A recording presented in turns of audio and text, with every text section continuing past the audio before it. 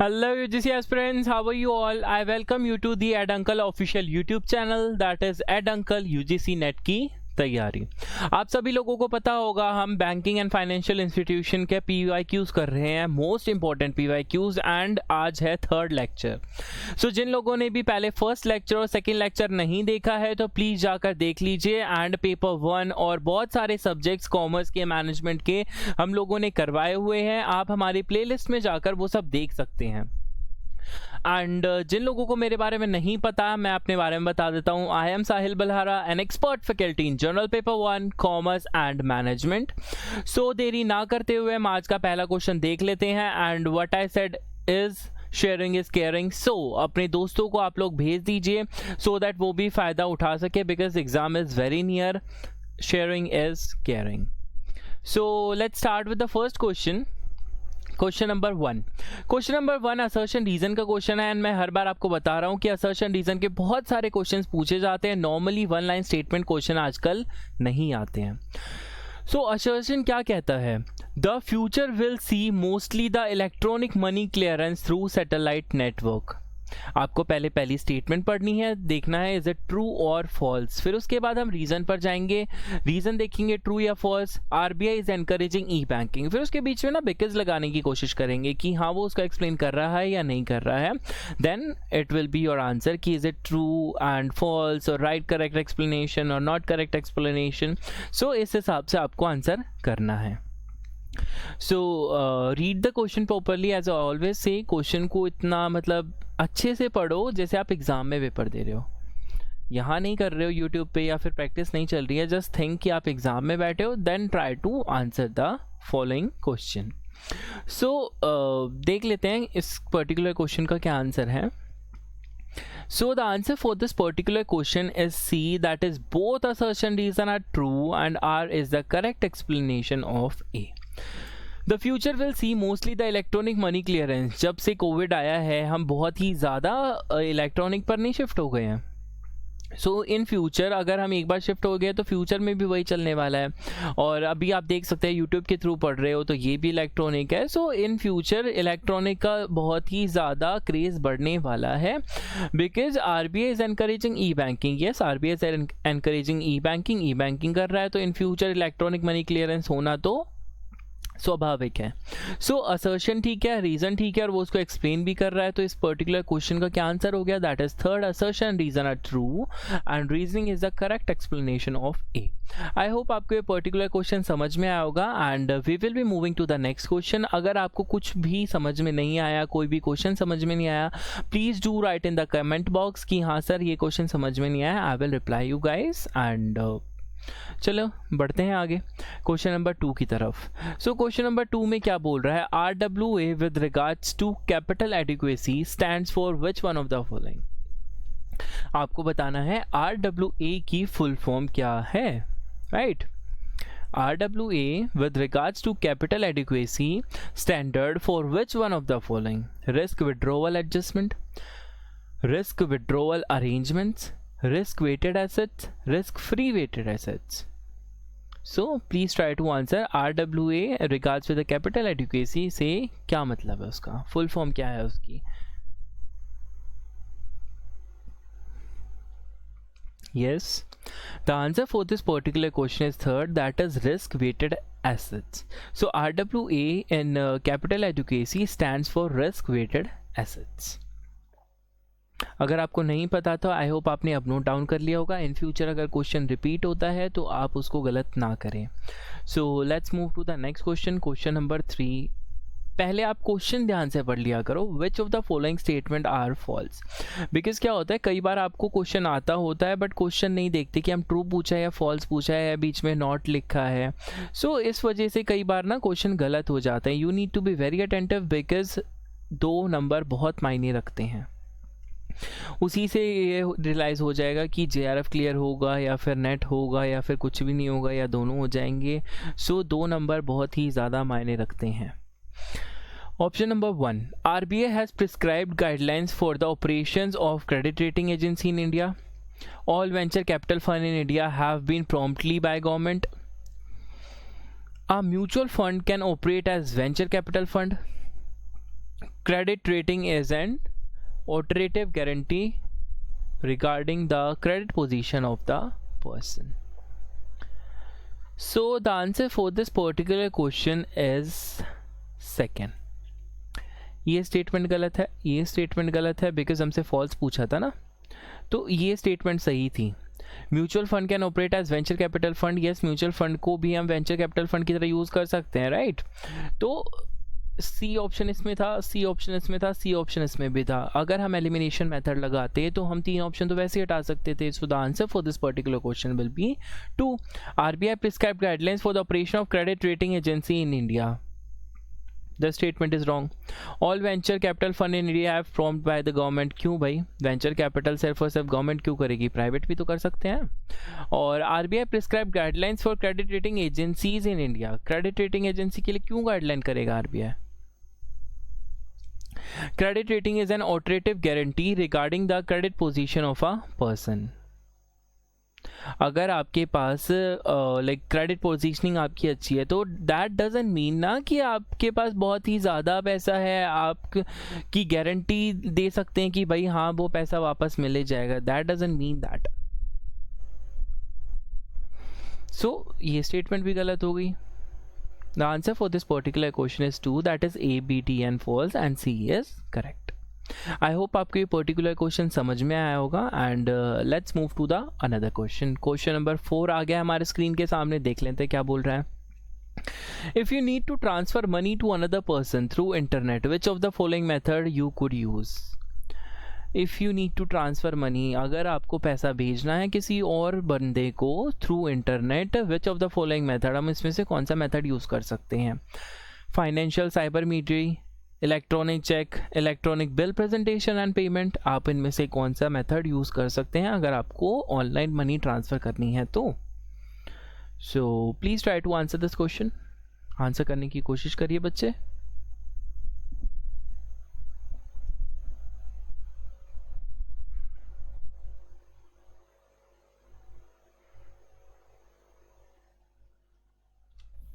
Yes, the answer for this particular question is 4, that is all the above.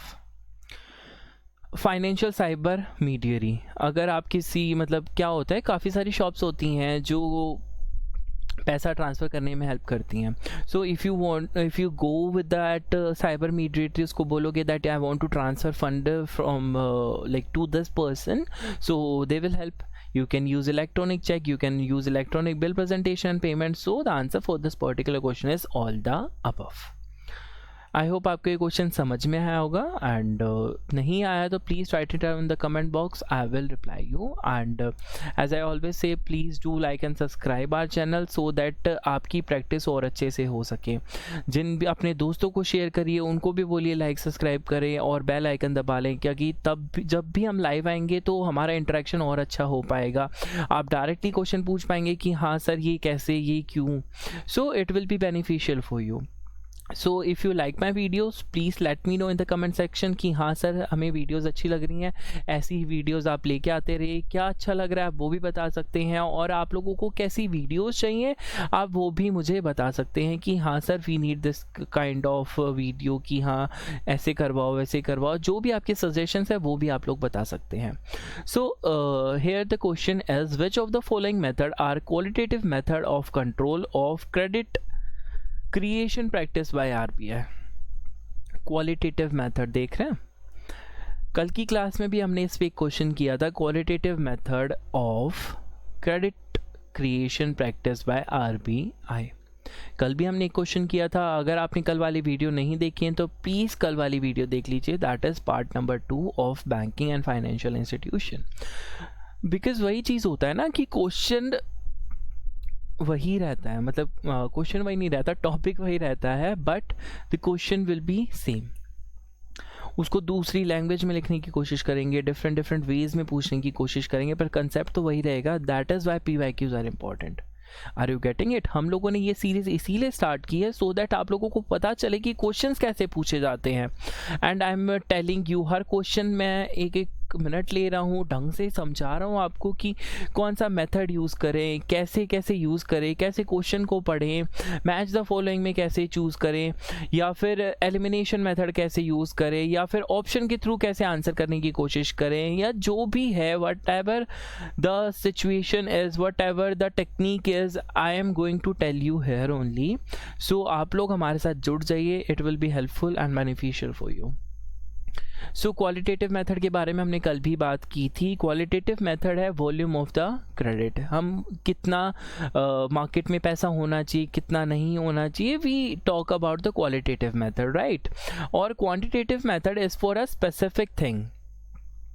सो हम देख लेते हैं. The answer for this particular question is third, that is C and D. Qualitative is credit rationing and margin requirements. I hope आपको समझ में आया होगा. Qualitative, these are qualitative and these are quantitative. So समझ आया ना. Qualitative के बारे में हम बात कर रहे थे. क्वालिटेटिव मेजर्स क्या होते हैं? Credit flow in a specific uses.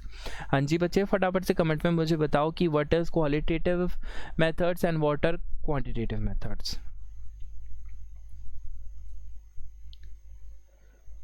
I hope आपको ये क्वेश्चन समझ में आया होगा.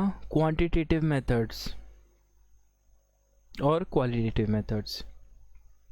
सो क्वांटिटी में हम बता देते हैं ना कि इतना % हमने रिजर्व कर दिया है. जैसे ओपन मार्केट ऑपरेशंस, वेरिएबल्स की इतना रेशियो है. SLR, CRR, जितने भी रेशियो होते हैं वो किस में आते हैं? क्वांटिटेटिव में आते हैं ना. हम बता सकते हैं कि कितना लाइक CRR हो गया, SLR हो गया, repo rate, reverse repo rate, ये हम बता देते कि कितना क्रेडिट क्रिएशन हो रहा है, या हम उसको मैनेज करने की भी कोशिश करते हैं. तो सारे रेशियोज इसके अंदर आ जाएंगे. So these are the quantitative. और qualitative is credit rationing, margin requirements. हम डायरेक्टली ये नहीं बोलते कि भाई इतना % है, ये वो है. हम बता देते कि मार्जिन रिक्वायरमेंट्स की, इफ़ यू से ₹5 लाख करोड़, कल भी मैंने ये एग्जांपल दिया था, ₹5 लाख करोड़ अगर मार्जिन रिक्वायरमेंट है, हमने बोला है जो फार्मर्स हैं उनको इतना आप लोन दे सकते हो. सो अगर उस पर्टिकुलर बैंक का है, किसी का भी वो क्लियर हो गया 5 लाख करोड़ जो भी है, तो उसके बाद आप नहीं दे सकते, because there is a margin कि भाई ये मार्जिन हमने सेट कर दिया, आप इसके बियॉन्ड नहीं जाओगे. आई होप आपको ये पर्टिकुलर क्वेश्चन समझ में आया होगा. Let's move to the another question. Question number 6. The central bank can significantly influence the saving, investment and consumer spending in the economy through which of the following policy? This is very easy. मैंने आपको पहले भी बताया है बहुत बार, अगर आपने मेरी क्लासेस ध्यान से सुनी होंगी तो central bank is related to money, right. M for money, M for monetary policy. So the answer for this particular question is monetary policy. और fiscal policy कौन करता है? गवर्नमेंट करता है. और गवर्नमेंट किस वजह से करता है, कैसे करता है? It is based on expenditure and the tax. वो आप लोगों से पैसे लेता है, उसकी इनकम होती है, वो एक्सपेंडिचर करता है for the social welfare. Street lights लगवाता है, रोड बनवाता है, इंफ्रास्ट्रक्चर पे काम करता है, हाईवेज वगैरह बनवाता है. So these are the physical policies. And I have told you central bank किससे रिलेट करता है? मनी से. And money will be monetary policy, right. I hope आपको ये क्वेश्चन समझ में आया होगा and it will be easy for you now to understand. समझ में आ रहा है ना बच्चे? Okay. Question number 7. Which one of the following is not the function of NABARD? Not the function पूछा है. 4 स्टेटमेंट आपको गिवन, आपको बताना है कि कौन सा फंक्शन नहीं है. The first option here is to provide refinance assistance by way of short-term credit to state, cooperative bank and sectoral, rural bank, etc. approved by RBI for some specific purpose. To undertake inspection of cooperative society other than primary cooperative society and RRB. To promote research in various aspects of the problem of urban development. To subscribe to share capital and invest in securities of any institution concerned with agriculture and rural development. सो नाबार्ड किसके लिए आया था? Rural agriculture development के लिए आया था, right? But development का काम, उसका रीफाइनेंस का काम था, उसका इंस्पेक्शन का काम था कि वो आरआरबी को, कोऑपरेटिव सोसाइटीज़ को देखे, उसका काम था कि भाई जो भी कोई एग्रीकल्चर या रूरल डेवलपमेंट में उसकी सिक्योरिटीज़ को वो संभाल सकता था, उसको इन्वेस्ट कर सकता था। बट उसका ये सारा काम था, बट उसका काम रिसर्च करना नहीं था। NABARD don't do research about the various problem of the development. There must be any other society जो गवर्नमेंट ने बनाई होगी, वो देखे कि रिसर्च करे कि ये प्रॉब्लम है, इसके ये सॉल्यूशंस निकल सकते हैं। But NABARD is just a financial institution जो आप लोगों को हेल्प करता था, मतलब लाइक असिस्टेंट के लिए जो रीजनल रूरल बैंक है, एग्रीकल्चर है, रूरल डेवलपमेंट के लिए फाइनेंस, रीफाइनेंस, ये सारी फैसिलिटीज़ प्रोवाइड करता था। But it does not work as a research institute. I hope आपको ये क्वेश्चन समझ में आया होगा, बिकॉज यहाँ पर नॉट द फंक्शन पूछा था एंड स्टार्टिंग में ही बोल दिया था नॉट को ध्यान रखना कि भाई वहाँ नॉट लिखा है या नहीं लिखा है। आई होप आपको ये क्वेश्चन समझ में आया होगा। बढ़े आगे। Okay, question number 8 again assertion reason का क्वेश्चन है। The Reserve Bank of India is entrusted with the management of the public debt and issued of new loan and treasury bills on the behalf of central and state government. Reason में बोल रहे हैं the governor and the deputy governor of the Reserve Bank of India are appointed by the central government. पहली statement ठीक है तो because लगा के दूसरी स्टेटमेंट पढ़ना, वो इसको एक्सप्लेन कर रहा है तो answer will be right explanation. अगर वो नहीं एक्सप्लेन हो पा रहा है उससे तो answer will be not explanation. अगर वो गलत है असर्शन तो ए इज़ रॉन्ग, अगर रीज़न गलत है तो रीज़न इज़ रॉन्ग। सो ऐसे आपको आंसर करने की कोशिश करनी है। So please try to answer the following question.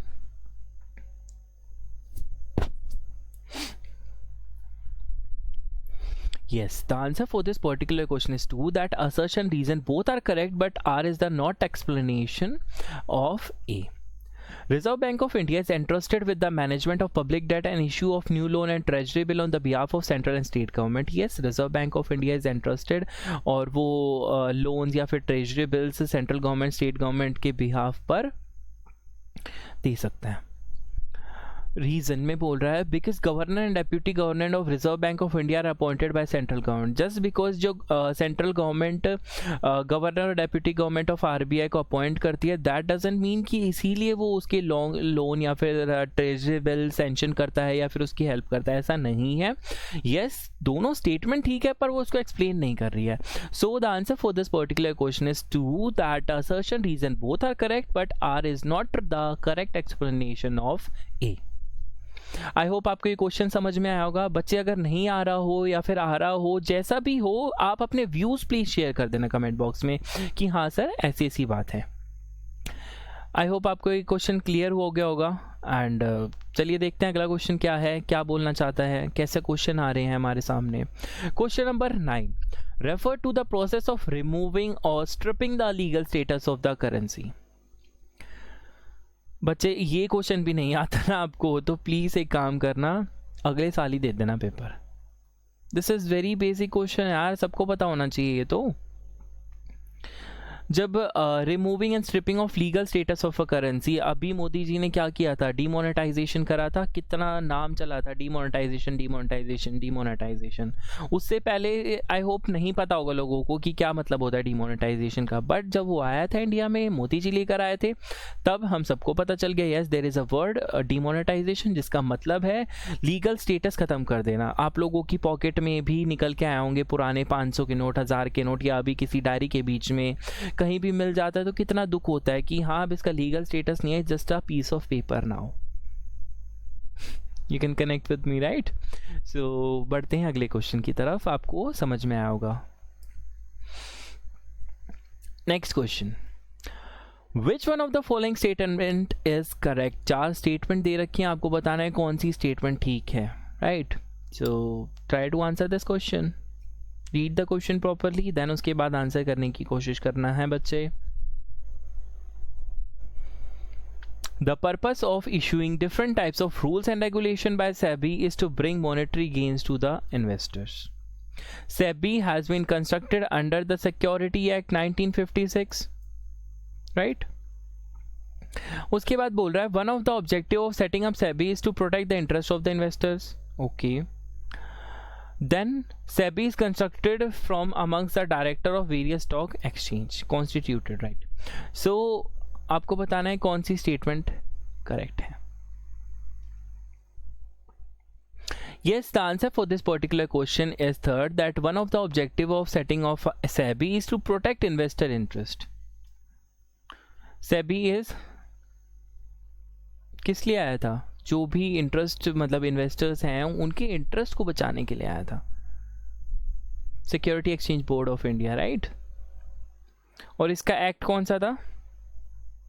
1992, not 1956. Is it clear? हमें बताना था कौन सी स्टेटमेंट सही है. तो ये और दिस वन, ये बाकी सारी गलत है and third one is right. SEBI is constituted from amongst the directors of various stock exchange, ये भी गलत है. and rules and regulation to monetary gains to the investor. उसका पर्पस मॉनेटरी गेन उसको ज़रूरी नहीं है, बिकॉज सिक्योरिटी एक्सचेंज में क्या होता है, it can be gain and it can be loss as well, because एक सिक्के के दो पहलू होते हैं ना. तो मॉनेटरी गेन भी हो सकता है और आपको लॉस भी हो सकता है. बट सेबी का पर्पस ये नहीं है कि आपको मॉनेटरी गेन हो ही हो, राइट? सो सेबी का सिर्फ एक पर्पस था कि जो इन्वेस्टर्स हैं उनकी तरफ लाइक ट्रांसपेरेंट रहे ना, और अच्छे से जो भी चीज़ें चल रही हैं वो चले, कोई घपला ना हो. उनका मेन मोटिव ये था, ऐसा नहीं था कि उनको मॉनेटरी गेन्स प्रोवाइड की जाए. सो आई होप आपको ये क्वेश्चन समझ में आया होगा and we will be moving to the next question. Banking ombudsman scheme was introduced by RBI with the effect from. एक स्कीम आई थी आरबीआई के थ्रू, वो कब आई थी? 2005 में, 1998 में, 2001 में, 1995 में. सो वो पर्टिकुलर स्कीम जिसके बारे में हम बात कर रहे हैं, that is banking ombudsman scheme. ये कब आई थी? 1995 में आई थी. किसके थ्रू? आरबीआई के थ्रू, राइट? समझ आया? अगर आपको नहीं पता था ये क्वेश्चन तो प्लीज़ नोट कर लो, बिकॉज मैं नहीं चाहता फ्यूचर में अगर ये क्वेश्चन रिपीट हो तो आप गलत करके आए. I want you to gain your marks as much as you can. Question number 12 देख लेते हैं क्या कह रहा है. When RBI reduces CRR. CRR अभी मैंने बताया था, CRR, C for central bank. तो जब एक नॉर्मल बैंक अपना पैसा सेंट्रल बैंक के पास डिपॉजिट करा देता है, क्या करा देता है? डिपॉजिट करा देता है, तब उसको हम बोलते हैं सीआरआर. तो अगर आपके पास 10 रुपये थे, आपने 5 रुपये अगर डिपॉजिट करा दिए सेंट्रल बैंक के पास, आपके पास 5 बचे, राइट? तो जो आपका लैंडेबल रिसोर्स है वो क्या हो जाएगा? बढ़ जाएगा या कम हो जाएगा? कम हो जाएगा obviously. So the answer for this particular question is, wait a second, okay, यहाँ पे था रिड्यूस सीआरआर. जैसे 10 से पहले 5 था, अब कितना हो गया? 4 हो गया.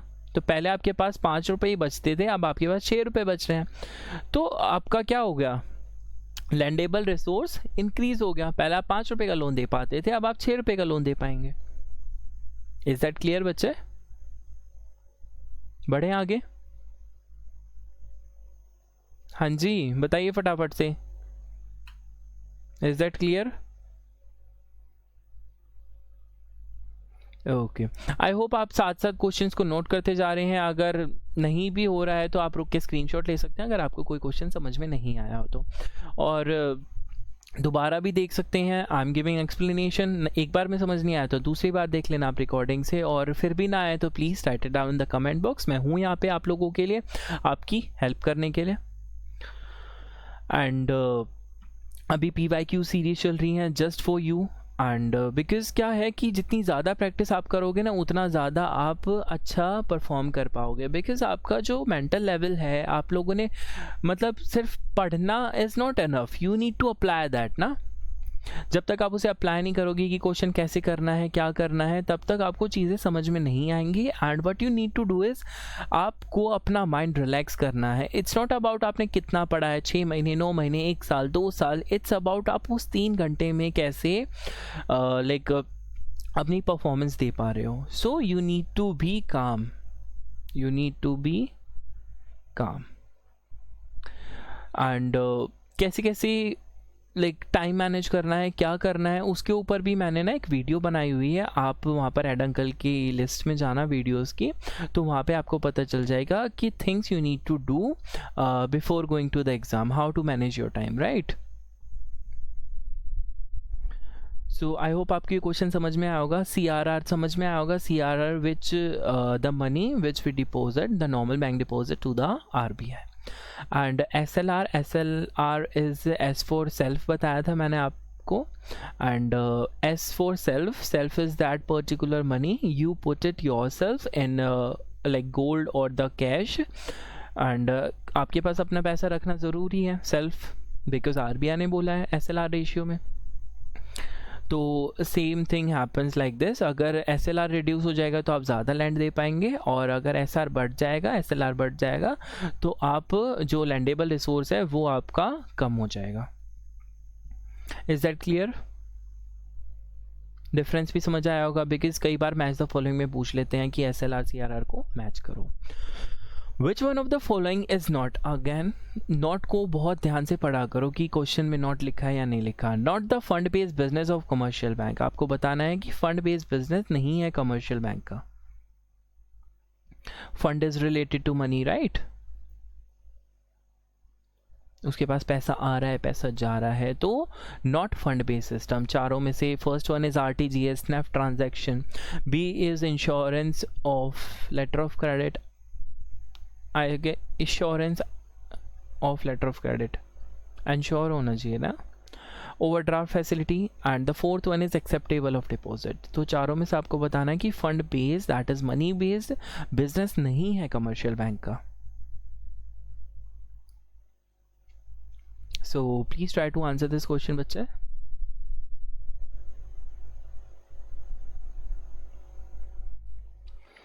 Yes, the answer for this particular question is 2, that is issuance of letter of credit. जब आप लेटर ऑफ क्रेडिट इशू करते हो तो आप किसी को पैसे दे नहीं रहे हो, किसी से पैसे ले नहीं रही हो, it's just a letter of credit so that आप इंटरनेशनल बिजनेस कर पाओ। नेफ्ट वगैरह हो गया, RTGS हो गया, पैसा आ रहा है, पैसा जा रहा है।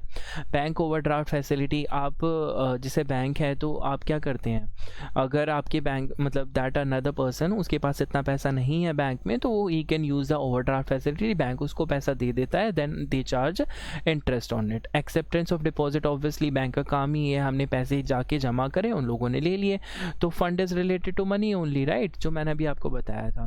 सो issuance of letter of credit में फंड बेस नहीं होता, rest of the other options are related to the fund base. Is that clear? आपको ये क्वेश्चन समझ में आया बच्चे?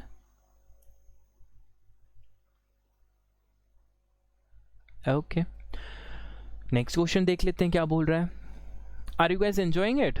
समझ में आ रहा है, अच्छा लग रहा है क्वेश्चंस करके, कॉन्फिडेंस आ रहा होगा कि हाँ सर इतने क्वेश्चंस ठीक हो गए या फिर गलत हो गए, तो हम समझ में आ गए कि रिपीट होगा तो हम दोबारा गलती नहीं करेंगे वो। सो आई होप आप लोगों को मेरे एफर्ट्स पसंद आ रहे होंगे। अगर पसंद आ रहे हैं तो please do let me know in the comment sections कि हाँ sir you are doing great, so that मुझे भी मोटिवेशन मिलती रहे, मैं आपके लिए ऐसी ही अच्छी अच्छी वीडियोस लेकर आता रहूँ यूट्यूब पर फ्री में, because there are many people who can not afford to buy books, to buy subscriptions and all that, right? So thank you भी बोलना चाहूँगा, आई थैंक यू कि बिकॉज इतने सारे बच्चे व्यू कर रहे हैं और बता रहे हैं कि हाँ सर अच्छा है, क्या है, कैसे अपने व्यूज़ शेयर कर रहे हैं। So thank you for that. So इस क्वेश्चन के बारे में पढ़ लेते हैं। क्वेश्चन क्या बोल रहा है, विच one of the following is not the function of reserve bank of India. हमें बताना है कि आरबीआई का कौन सा फंक्शन नहीं है। देख रहे हो, नॉट द फंक्शन। अगर आप नॉट नहीं पढ़ते तो क्वेश्चन में कंफ्यूज हो जाते, आपको ज़्यादा टाइम लग जाता, राइट। सो आपको टाइम भी बचाना है, सो दैट अगर आपको ये एक बार में क्वेश्चन पढ़ के समझ आ गया तो इसमें कुछ ना कुछ टाइम सेव हो गया, तो आप ये कहाँ DI में या फिर आप कॉम्प्रीहेंशन में अपना टाइम यूज़ कर सकते हो ना।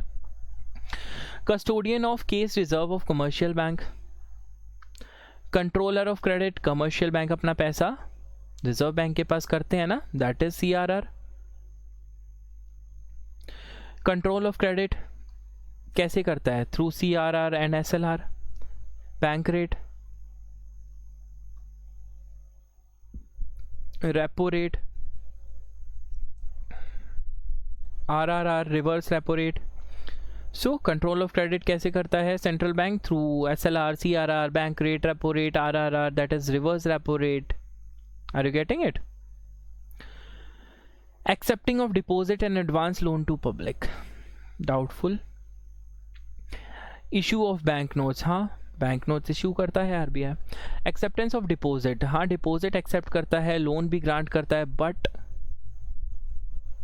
पब्लिक से डील नहीं करता। अगर यहाँ पे कमर्शियल बैंक लिखा होता या गवर्नमेंट लिखी होती तो हम ये मान लेते, राइट? तो ये ऑप्शन गलत है, बाकी सारे ठीक है। Is that clear? समझ में आया आप लोगों को? बढ़े आगे? हाँ जी सर, ओके बच्चे।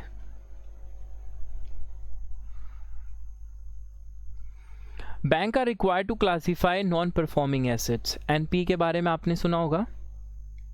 तो एनपीए को ना डिवाइड किया गया है 3 उसमें, तो आपको बताना है which was that. Doubtful asset, bad debt, loss assets, standard asset, सब स्टैंडर्ड एसेट, सब standard asset, doubtful asset, loss asset, doubtful asset and bad debts. तो जैसे हम सोचने की कोशिश करेंगे, लॉस एसेट तो आता ही आता है ना, तो इसमें लॉस एसेट नहीं लिखा हुआ, इसमें भी लॉस एसेट नहीं लिखा हुआ। अभी हमने आई गेस पीछे एक क्वेश्चन किया था जिसमें लॉस एसेट लिखा था, तो उससे हम और ज़्यादा क्लियर हो गए कि लॉस एसेट तो आएगा ही आएगा ना, लॉस एसेट तो आएगा ही आएगा। तो it was doubtful asset, bad debts, loss assets, सब स्टैंडर्ड एसेट्स, डाउटफुल एसेट या लॉस एसेट्स। बैड डेट्स तो कहीं नहीं सुना था हमने एनपीए में, नहीं सुना था ना। तो the answer for this particular question is third, that is substandard assets, doubtful assets and loss assets. Is that clear? समझ में आ रहा है ना? फटाफट से कमेंट में बता दीजिए हाँ सर समझ में आ रहा है, वी आर एंजॉइंग इट। सो आप लोगों की मोटिवेशन बनी रहे, मेरी भी बनी रहे। एंड हम ना 60/60 भी स्टार्ट कर रहे हैं कि 1 घंटे में आपको 60 क्वेश्चन करा देंगे, सो दैट आपकी प्रैक्टिस और ज़्यादा अच्छी हो जाए। PYQs तो हम करा ही रहे हैं, तो PYQs आप देखिए, उसके बाद आप वो क्वेश्चंस भी जाकर देख सकते हैं और अपनी प्रैक्टिस को और ज़्यादा अच्छे कर सकते हैं। जितना ज़्यादा प्रैक्टिस करोगे उतना ज़्यादा हेल्पफुल रहेगा आप लोगों के लिए। ये क्वेश्चन तो समझ में आया। देख लेते हैं अगला क्वेश्चन क्या कह रहा है, कैसे है, कितना मुश्किल है, क्या पूछ रहा है उसमें, है ना। एनपीए फिर से आ गया, एसएलआर, सीआरआर। अभी कितनी बार मैंने आपको बताया एसएलआर सीआरआर के बारे में, राइट? अब तक तो आपके दिमाग में बैठ गया होगा कि हाँ सर ने बताया था एस फॉर सेल्फ भी होता है, तो the money which we commercial banking kept with himself, right? CRR, C for central bank also, तो वो पैसा जो कमर्शियल बैंक किसके पास रख रहा है, सेंट्रल बैंक के पास रख रहा है। एसएलआर अभी हमने पढ़ा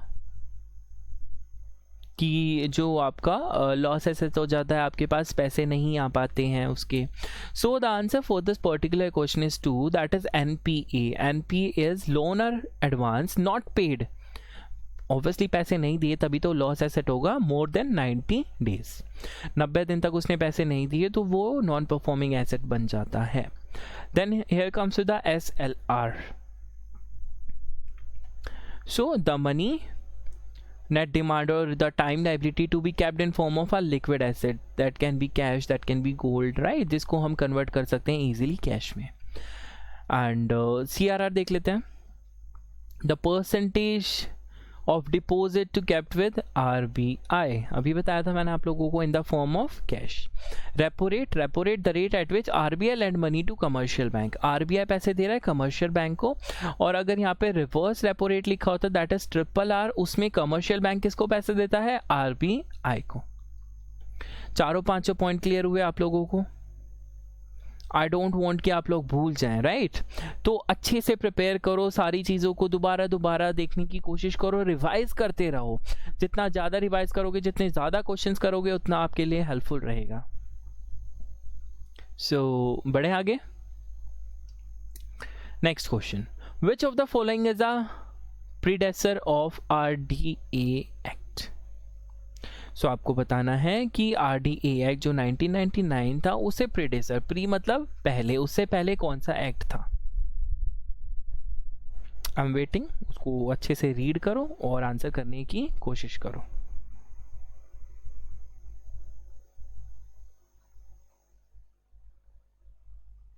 insurance regulatory and development act. So insurance regulatory and development act कब आया था? 1999 में आया था। इससे पहले कौन सा था? जब हमें पता चल गया we are talking about insurance regulatory and development, so it must be related to insurance, तो सारे इंश्योरेंस के दे रखे हैं। तो डोंट यू थिंक जो इंश्योरेंस का एक एक्ट है 1938, ये बाकी सारे इंश्योरेंस भी इसके अंडर आ जाएंगे? Common sense.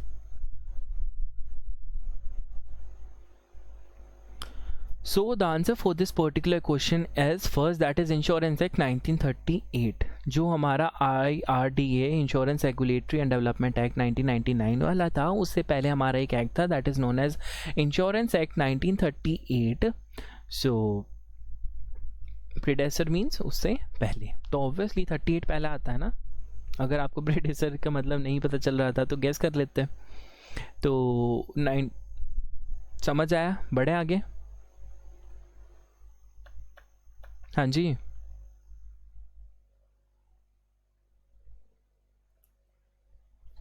so that's all about today and I hope you guys are enjoying। और प्रीवियस सेशंस भी प्लीज़ देखते रहिए सो दैट आपकी ना कंटिन्यूटी बने रहे। और जैसे मैंने 3 सेशन लिए हैं बैंकिंग के, तीनों अगर आप कर लेंगे तो आपको कितना कॉन्फिडेंस आ जाएगा कि हाँ सर मैंने इतने सारे क्वेश्चंस कर लिए हैं बैंकिंग के, now I am getting confident कि हाँ मैं अगर इसमें से क्वेश्चन आएगा तो मैं अप्लाई कर पाऊँगा। अगर नहीं भी आता होगा तो सर ने हमें सिखाया कि हम एजुकेटेड गेस लगा सकें।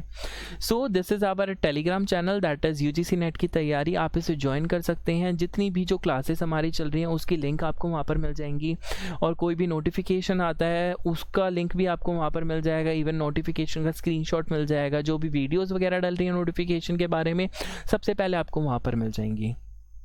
And sometimes I post quizzes also कि वहाँ पर भी MCQs आ रहे हैं एंड वहाँ पर भी आप लाइक उसको खोलो और आंसर करने की कोशिश करो, राइट। सो ये सारी चीज़ें किसके लिए की जा रही हैं? आप लोगों के लिए की जा रही हैं। तो please do join our telegram session like telegram channel and this is our official YouTube channel that is ed uncle UGC NET की तैयारी। आप लोग यहाँ पर बैठे हैं तो ऑब्वियसली जानते ही होंगे। सो जानते हैं तो please do like share and subscribe and bell icon दबा लीजिएगा, तब भी वीडियो आएंगी आपके पास हाजिर हो जाएंगे कि हाँ जी साहिल सर आ गए हैं, चलिए पढ़ लेते हैं थोड़ी देर। So I hope you are enjoying my session and मैं आपके लिए ऐसी अच्छे से सेशन लेके आता रहूँगा टिल द एग्ज़ाम। तब तक आपकी प्रिपरेशन बहुत अच्छी हो जाएगी and I wish you a very good luck. आप लोगों का एग्ज़ाम बहुत अच्छा जाए एंड आपका नेट JRF क्लियर हो जाए। अगर हो जाए ना तो प्लीज़ कमेंट सेशन में फिर से आना कि सर हमारा एग्ज़ाम क्लियर हो गया है। And God bless you, see you in the next session and bye bye, see you guys.